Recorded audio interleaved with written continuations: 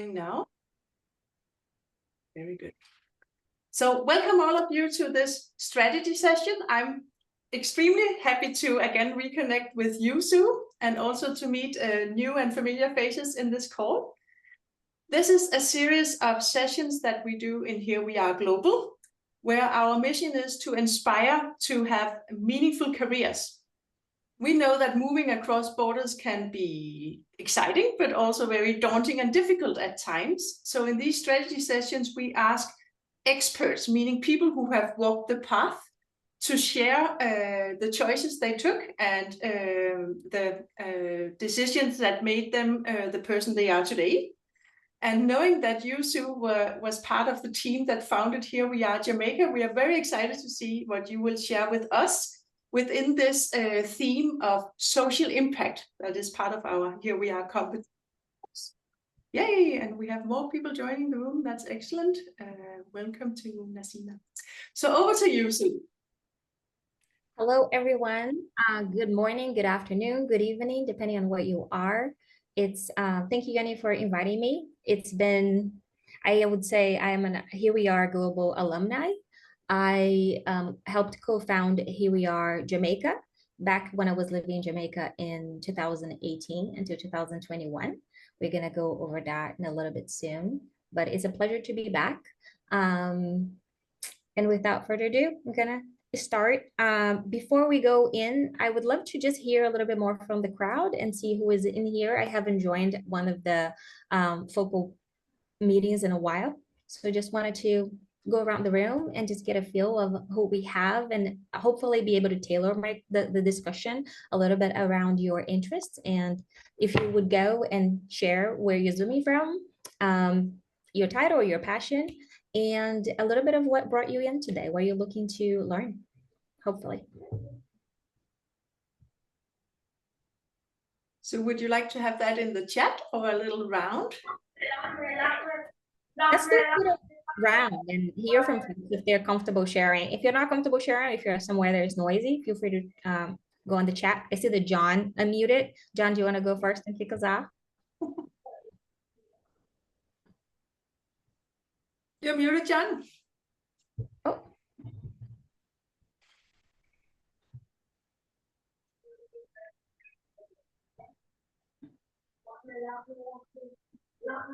Maybe the settings. There's a little yeah, we can. Noisy sound. So maybe while you get the audio sorted, we can invite Anup. Anup is actually also part of the Here We Are Global team here in Denmark. So happy to see you, Anup. Would you like to share if you are to be here? Yeah, really happy to be a part of the Here We Are Global. And right now I'm a student here in Denmark. I have been living Can you hear me here now? for like 5. Yes. Oh yeah, John is here back now. Okay, great.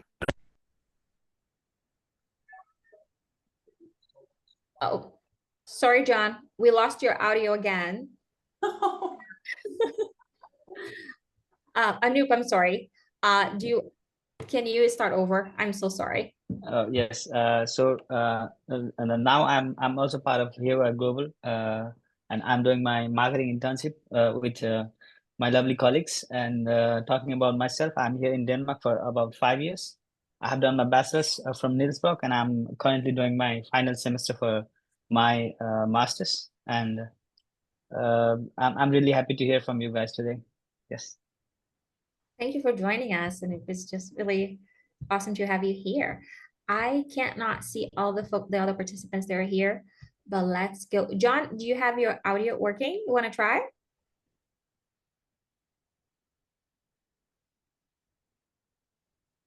I see that you're muted. I don't know if you can hear us. Maybe not. Luna, do you want to try and go in next? Hi, can you hear me well?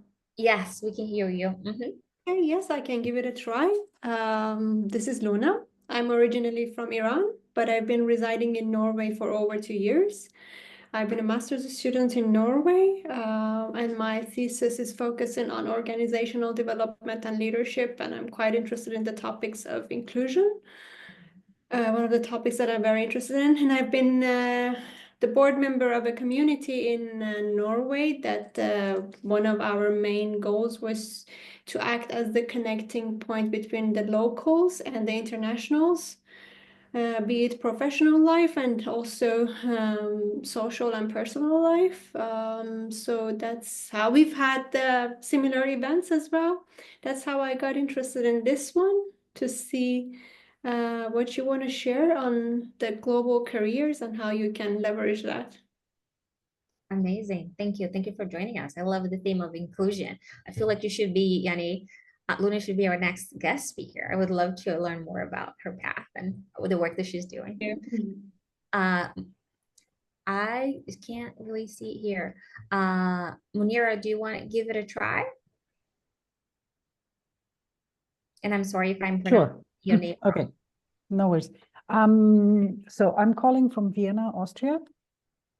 I know of Here We Are from way back when Yanni was just talking to us about it. We actually had series of workshop on resume writing and whatnot writing with all the lovely trailing spouses, professionals in Kyrgyzstan. And then Nasima came in, and also who is here in the call, I'm assuming. I don't see her, but she's most likely there.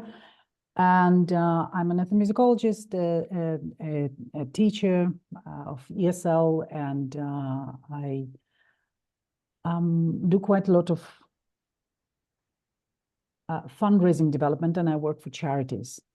And currently I am helping prepare for one of the biggest charities for the UN Women's Guild in Vienna that takes place once a year.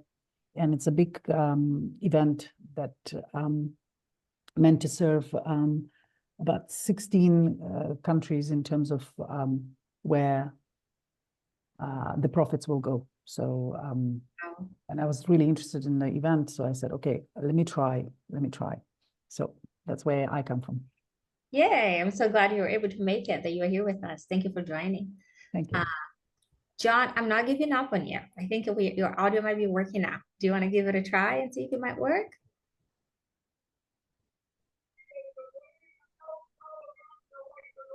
No, I can't hear you. I'm sorry. I'm so sorry. We can't hear a word you're saying. I don't know what's wrong.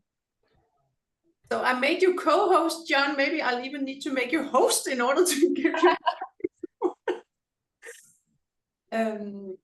So let's see if John gets it sorted. Meanwhile, I can say it's also part of the Here We Are global team in Denmark. So we are actually a big group here in Denmark developing this global vision of our organization. But without further ado, and welcome to you, Nasima, calling in from Tanzania. And you are also part of the whole beginning in Kyrgyzstan together with you, Munira. So super happy to have you with us as well. Oh, you have video as well. Very good. Yeah, can you see me and hear me? Hi, everyone. Hey. So now I'm back to Tanzania. Just finished my master's degree from UK. And yeah, we were part of the founding committee in Kyrgyzstan long ago, I think 2015 something. Yeah, March. So yeah, it's a pleasure seeing the group growing and, you know, developing and inviting people. So yeah, thank you so much for including me. Of course. Thank you for joining us. We're so happy that you're here. We have such an Can you hear me? international crowd. Yeah, I'm really enjoying that. Yeah. Oh, Yanni, would you like to move it back to the slide just before that one? Yes, you just tell me. Yeah. So first, I just want to do a quick introduction. I haven't met most of you, but I'm here and I'm excited to get a chance to get to know you and learn more. Again, my name is Sue Agraviador. I'm currently based in Naples, Italy, but I was born and raised in Rio de Janeiro in Brazil. Again, I want to thank Yanni for inviting me to be here.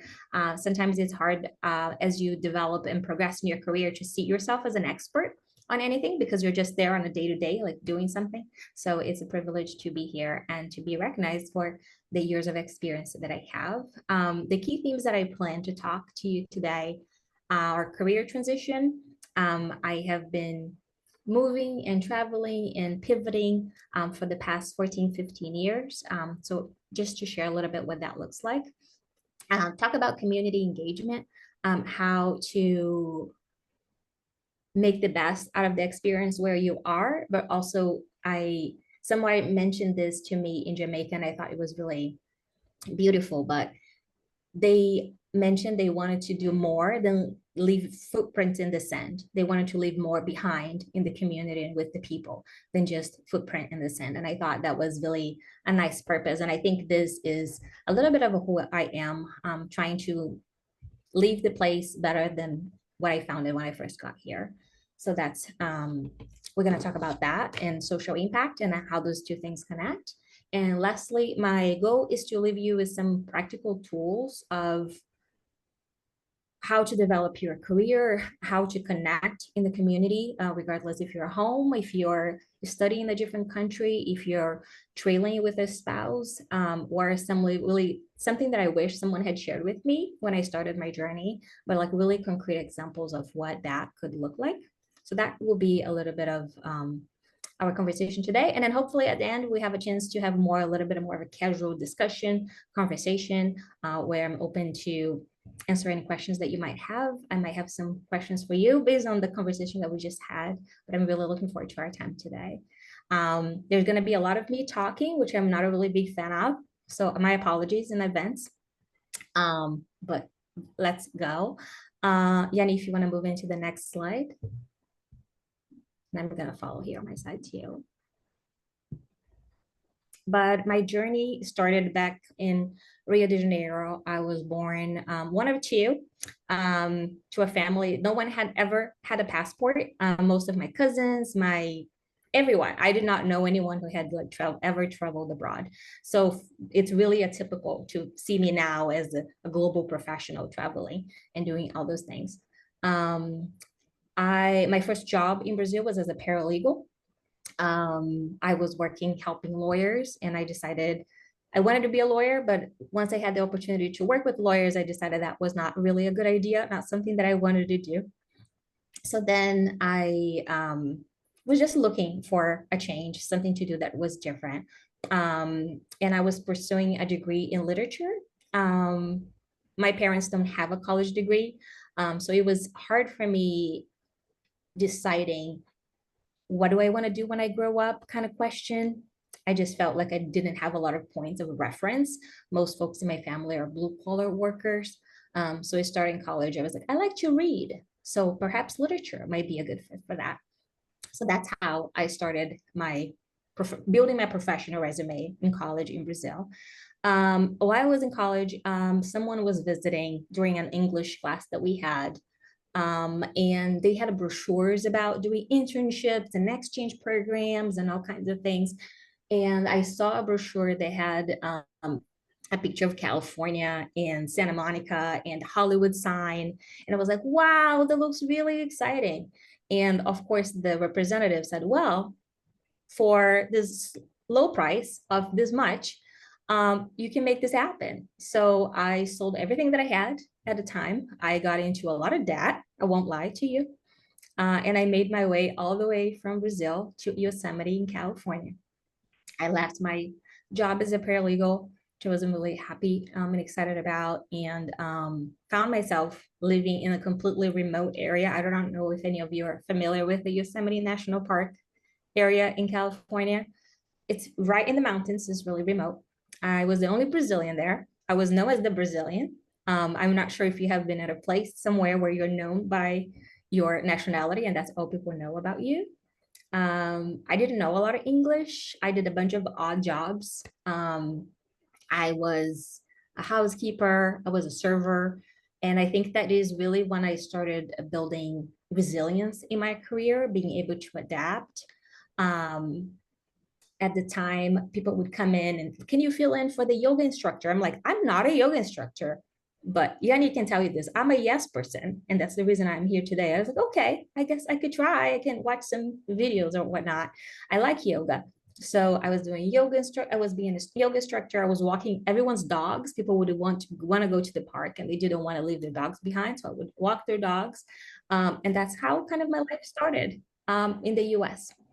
From there, I moved to San Francisco, moved to San Diego, where eventually it's like the place I call home in the US, San Diego. I'm not sure if you, again, any of you have had a chance to be there.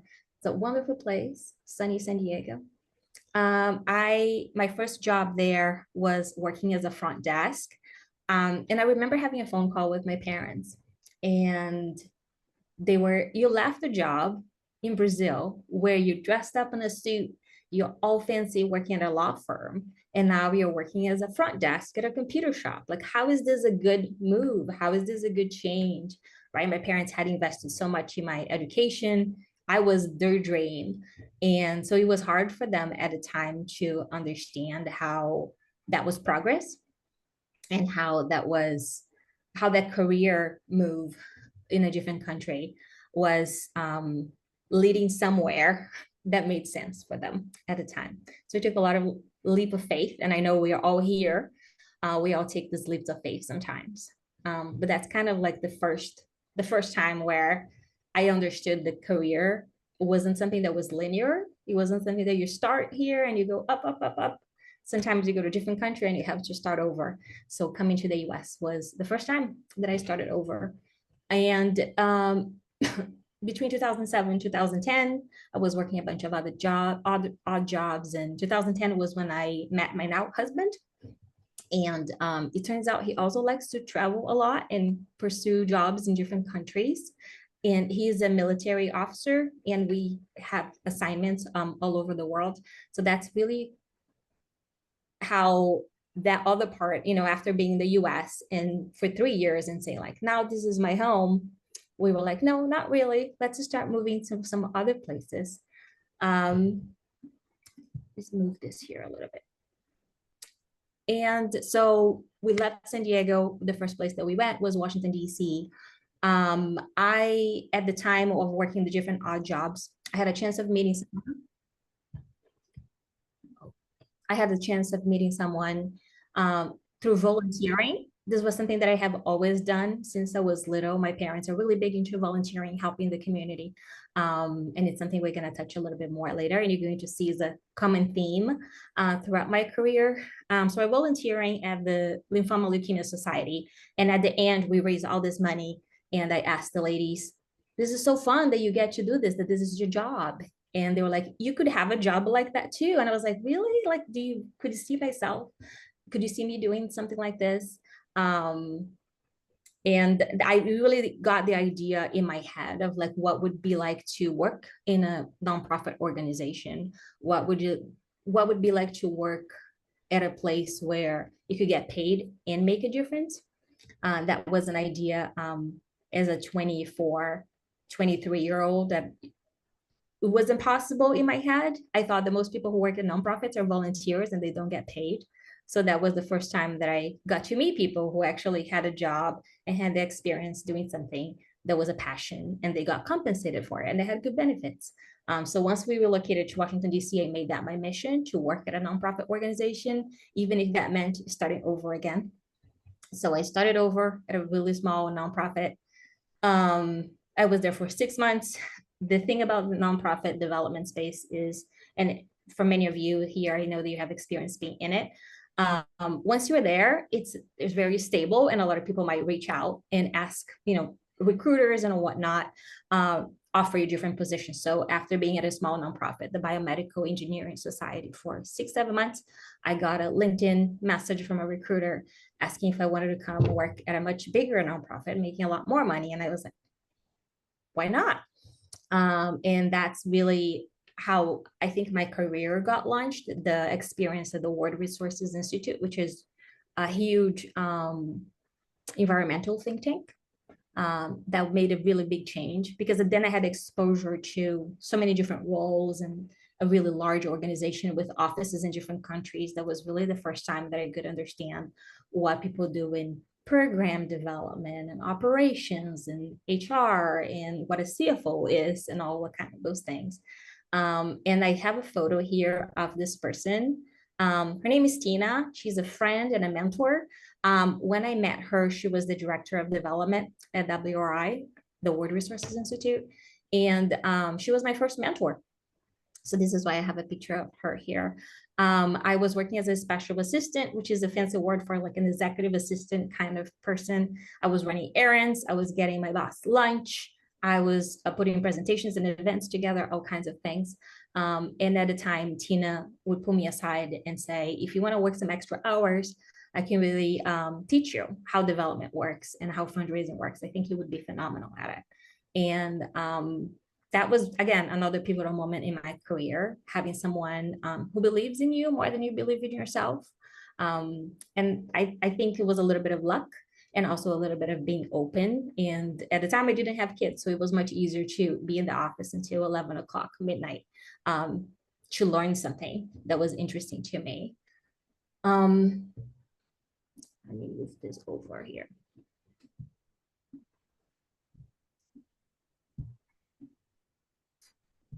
I'm sorry.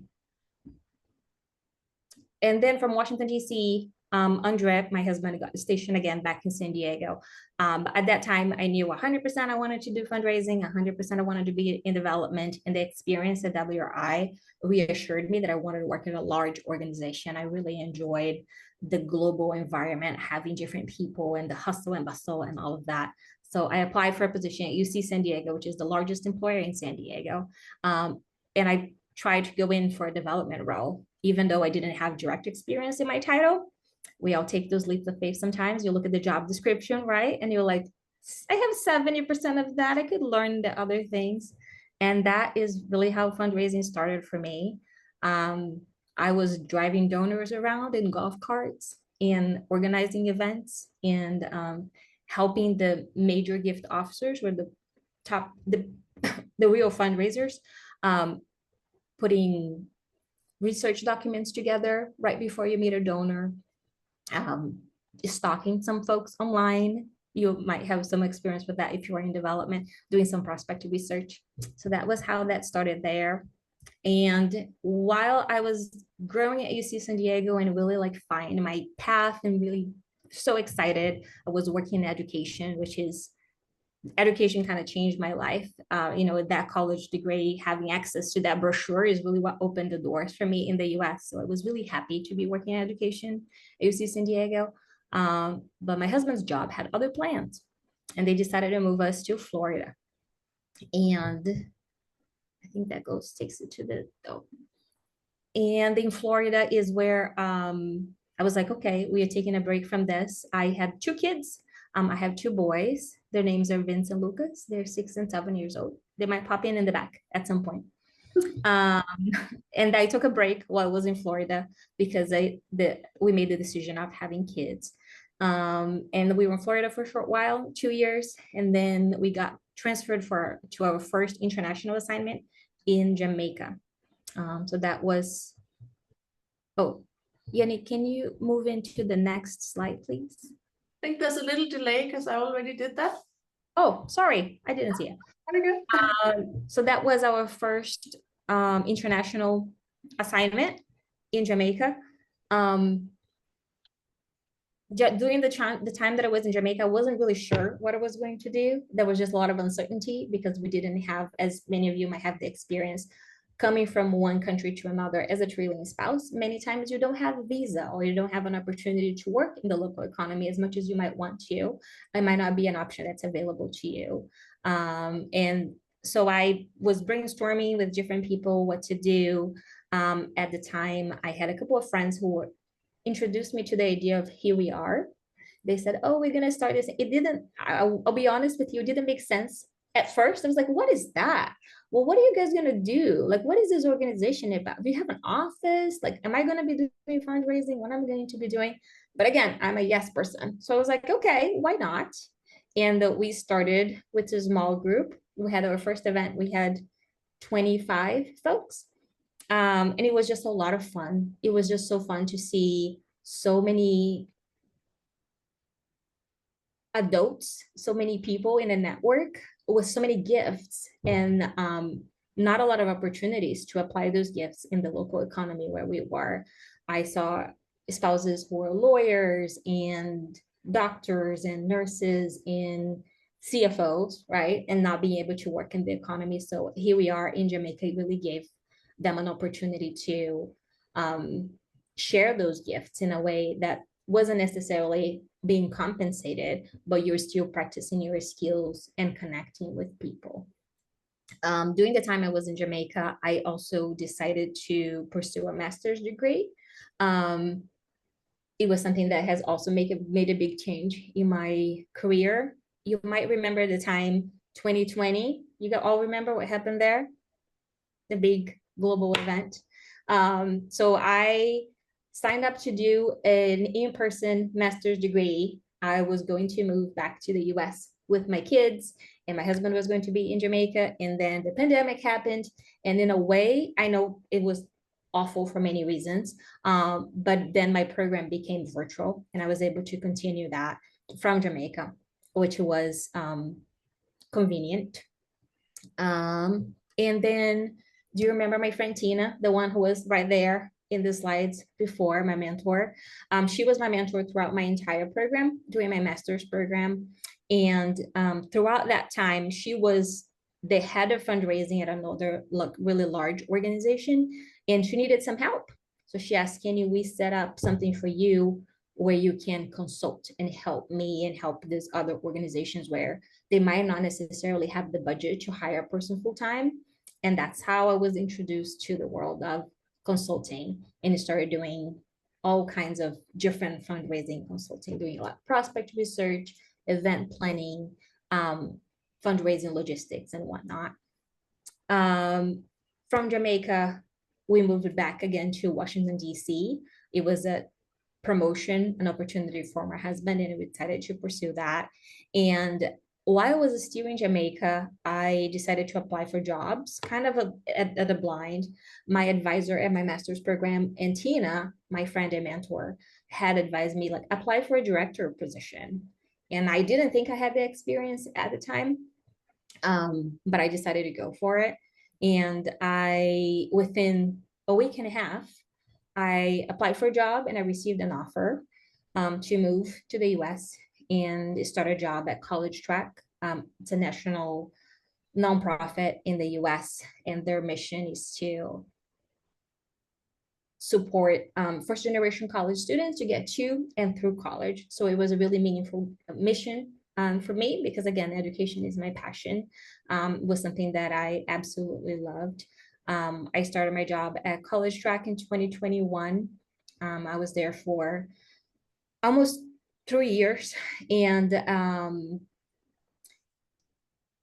just again, I received another message from one of the recruiters offering me another position to be the head of fundraising at a smaller nonprofit. And the job I had at College Track was hybrid. I still had, they were doing that weird time of transition after the pandemic, where they were not sure if we're going back to the office 100%, if we're going in. And with 2 small kids, you might imagine that it's complicated to be in the office every day. And so the position I was offered by the recruiter was fully remote. So it was really more of a family decision. It was really hard for me, really tough to leave College Track, but that was something that made more sense for my family. And just out of nowhere, really a surprise, my husband was offered the opportunity to assume this other leadership position in Naples, Italy.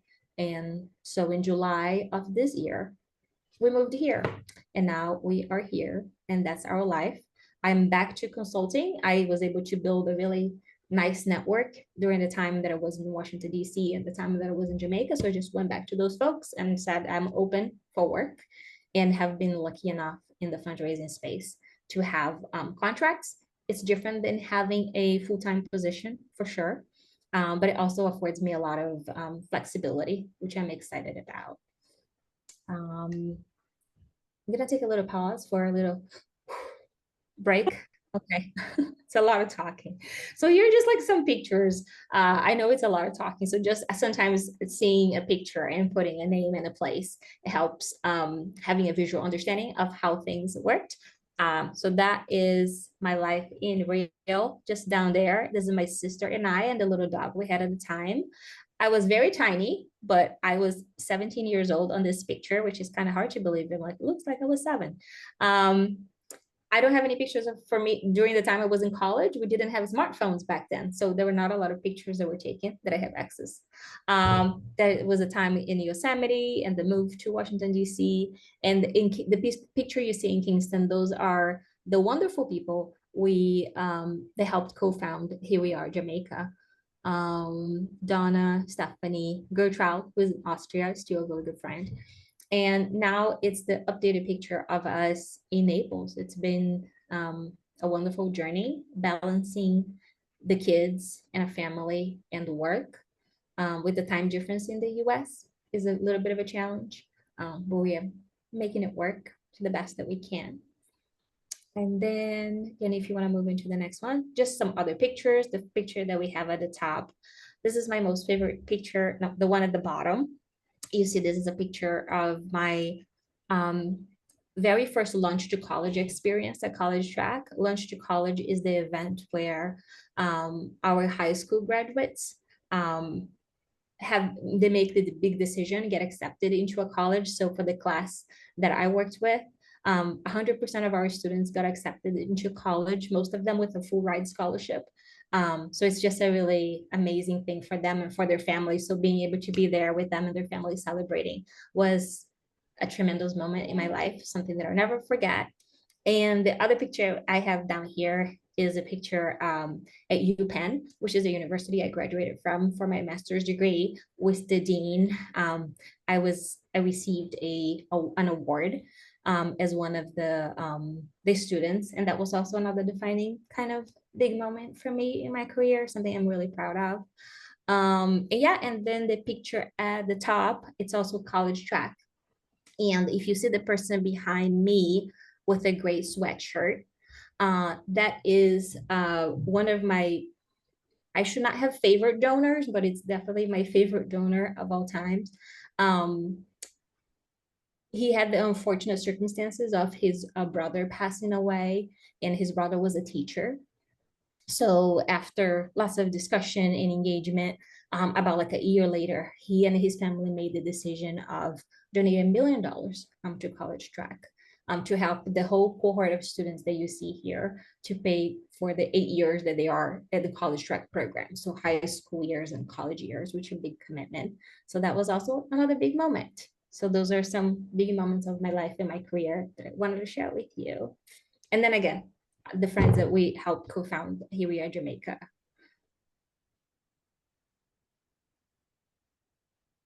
Okay, so before we move on to the next part, which is going to be a lot more of tips and ideas, I wanted to see if anyone has like any questions.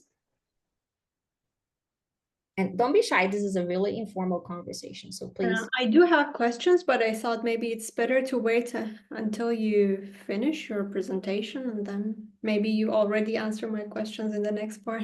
Yeah, absolutely, Luna. That might be the most organized way of doing things. You are correct. So now talking about expanding and developing your expertise in a new setting. The first feeling I felt moving from Brazil to the US and eventually from the US to Jamaica, Jamaica now to Naples, it was a feeling of being stuck. It was a feeling of I left something behind that was so dear to me, a career that I worked so hard for. And now what do I do? Where do I go? Right. So I feel like for many of us who are global professionals, you might have felt that. I think one of the things coming from the pandemic is a lot of companies have moved to remote employment. So this is something that's available, I would say, a lot more in 2024 than it was in 2007 when I first started, when I first moved from Brazil to the US. So I would really tap into remote opportunities. There are many websites.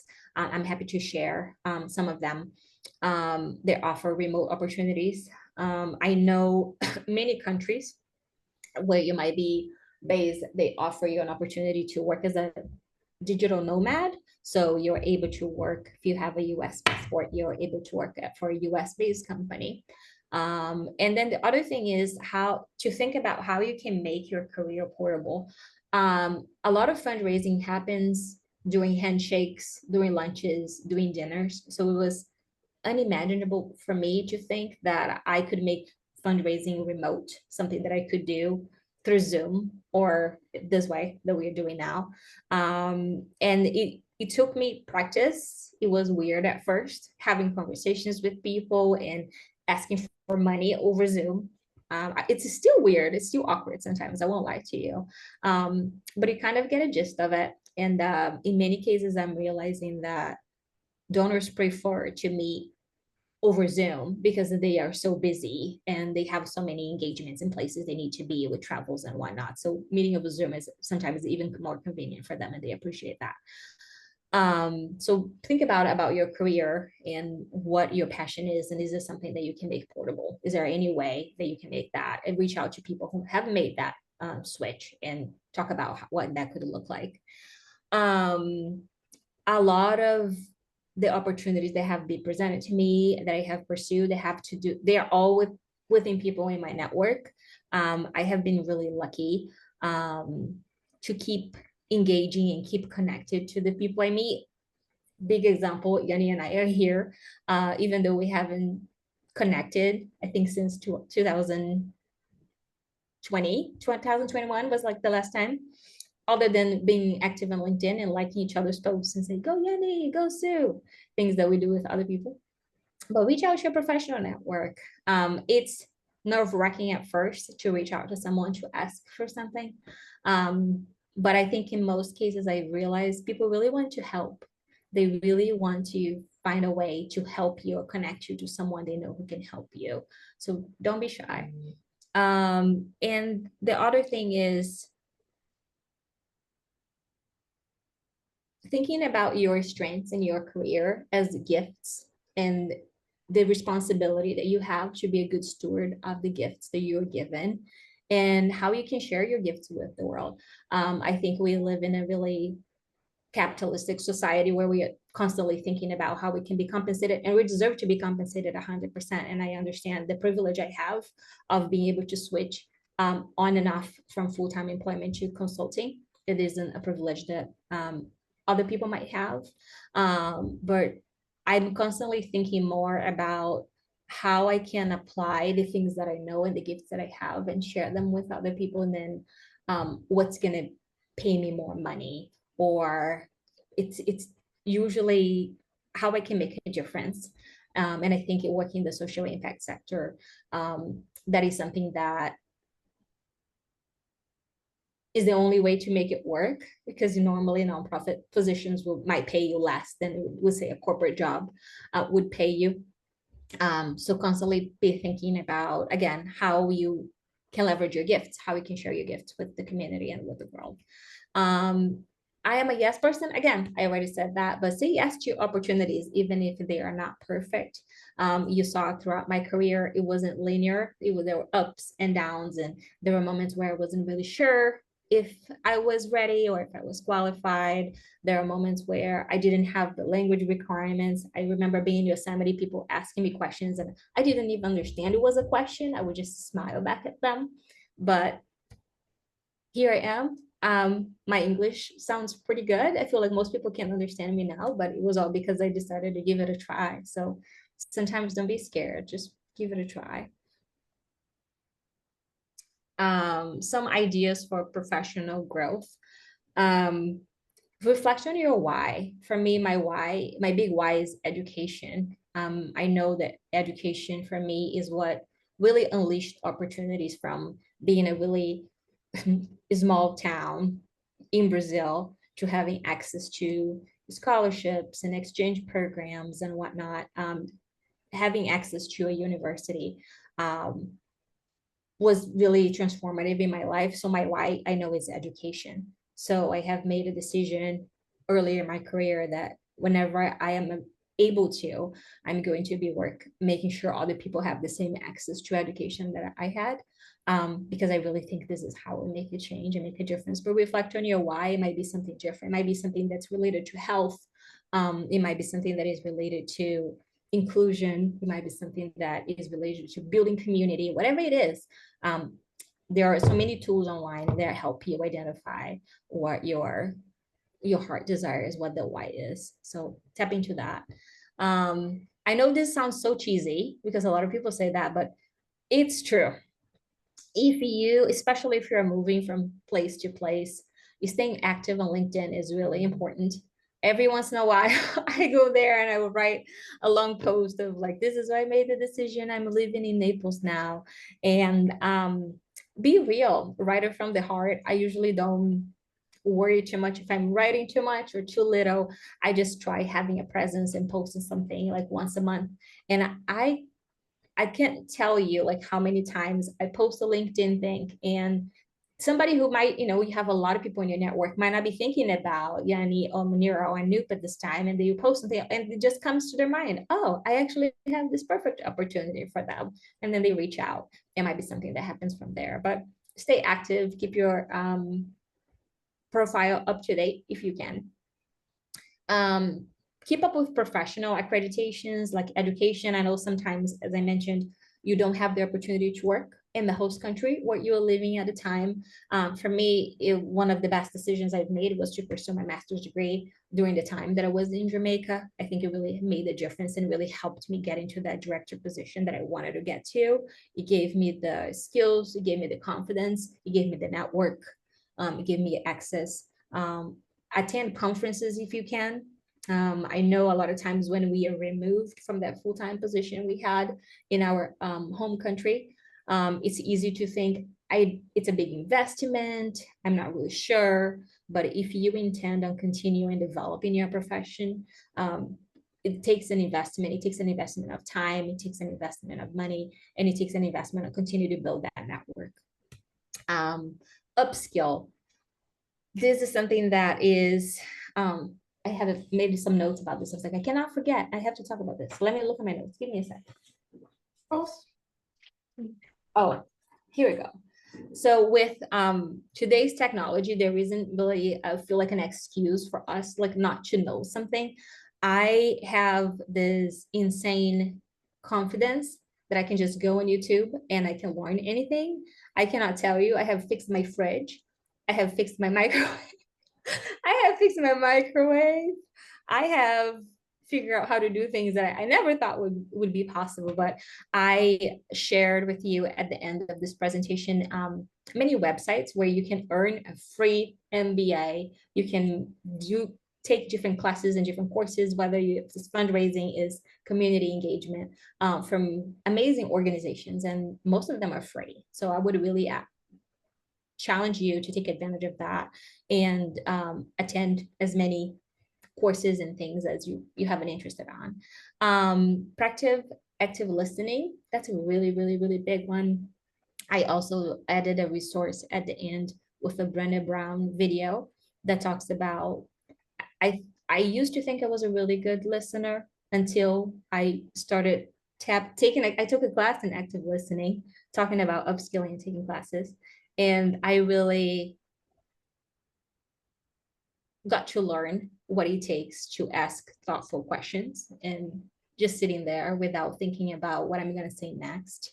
I think that makes a big difference when you're building your network, when you're coming to a different country with a different culture, with different norms.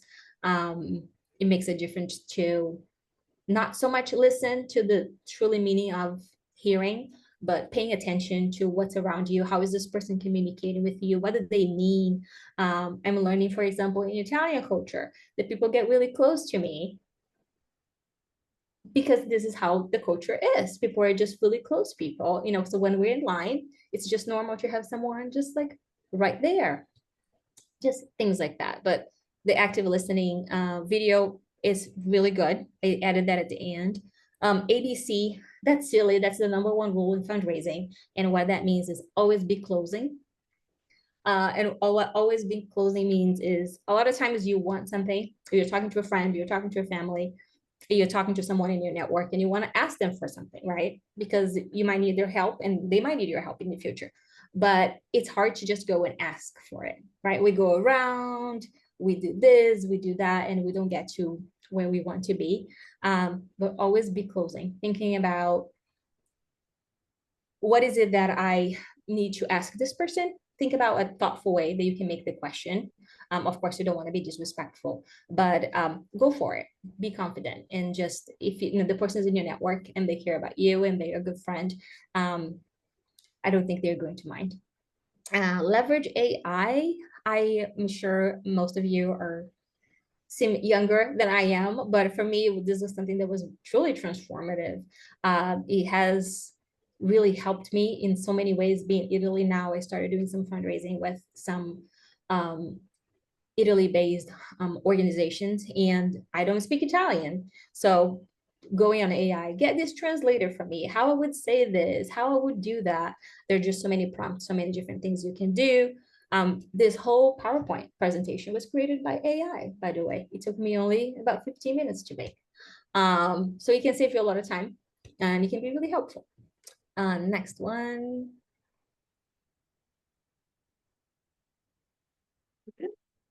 We're coming to the end. This is not something that we need to read right now, but as a trailblazer, trailing espouse, it has something that a friend shared with me a while back, and it has really resonated with me. Yanni, how are we doing time-wise? 10 minutes.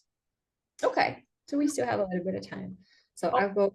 Does anybody want to volunteer to read? I'm sorry, I'm getting tired of my voice. Maybe you want to just recap what it's about, Sue? Yeah, absolutely. Or I can give you all the time to read because it's on the screen and we're all capable of doing that. But the idea is thinking about moves and transitions as a series of trapeze swings. So a lot of times we're just there, we are hanging onto something, it's safe.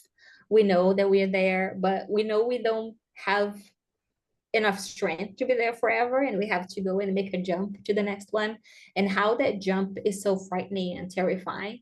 But it's also the thing that for some of us, I'm not sure if this is the thing for you, but for me, that keeps you alive and gives you life and makes you feel like you're alive. Just making that transition and knowing that you can adapt, you can build resilience, and you can make a difference regardless of what you are. So this is how it connects with me. I'll give you all a minute to read if you're interested.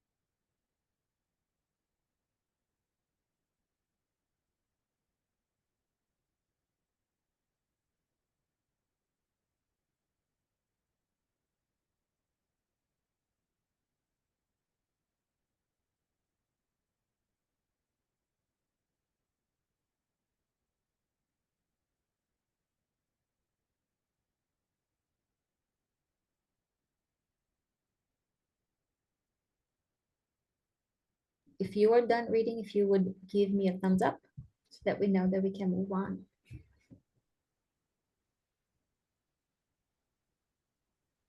For me, it's a beautiful one. First time I see this metaphor, kind of. Mm-hmm.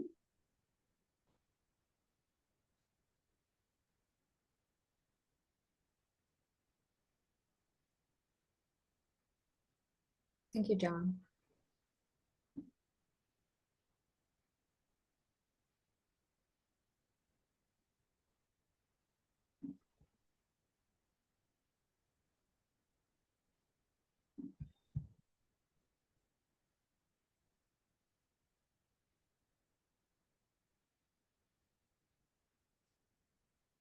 We're okay to move on? Everybody ready to move on? Do you have a chance to read it? Anoop and Manira? Yes. Okay, awesome. Thank you. And we're going to be sharing the slides with you, so you have a chance to read it later too if you missed it. Here are some of the resources that I mentioned that I wanted to share in upskilling. I'm sure you might have heard about a lot of them, but you have Coursera, you have EDX, you have Stanford online, and you also have Harvard Online has classes. And if you were looking to grow your skills in the tech sector, there are also things that you can learn from Google Academy. So I added the link for that as well. If you have something specific in fundraising that you would like to learn more about, I also have links on that. So feel free to reach out after the session and I can share that with you. For the AI tools, I'm not sure if you're using AI. Are many of you using AI? Can I get a nod? No, not yet. When you're, but my favorite is Gemini. Gemini can be integrated into your Google search bar. It's amazing. It's my best friend right now, to be honest with you. It's a wonderful resource. It helps you make presentations. It helps you have ideas. I like to say AI is never my final product, but it is usually like a good brainstorming partner that helps you start with some ideas and you can kind of go and finalize the work from there. There's Copilot, which is integrated with the Microsoft PowerPoint, Word, and Excel. So let's say you have a spreadsheet and you want your numbers to tell a story. You can ask Copilot to do that for you. It's amazing. And of course, we have ChatGPT, which is the most popular one that a lot of people know about.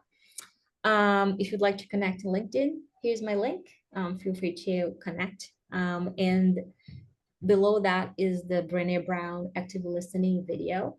And it talks about what is not active listening, which again, for the most time of my life, I spent thinking that I was being a good listener. So that might be worth checking in if you're looking to continue building your network. And that's it from me. Thank you. Thank you for your time.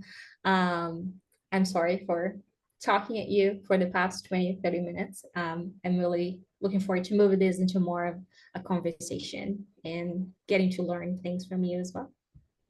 Thank you ever so much, Sue, for inspiring us. I suggest we now stop the recording and just spend the last 5 minutes connecting, and if there are questions to you. Okay, so.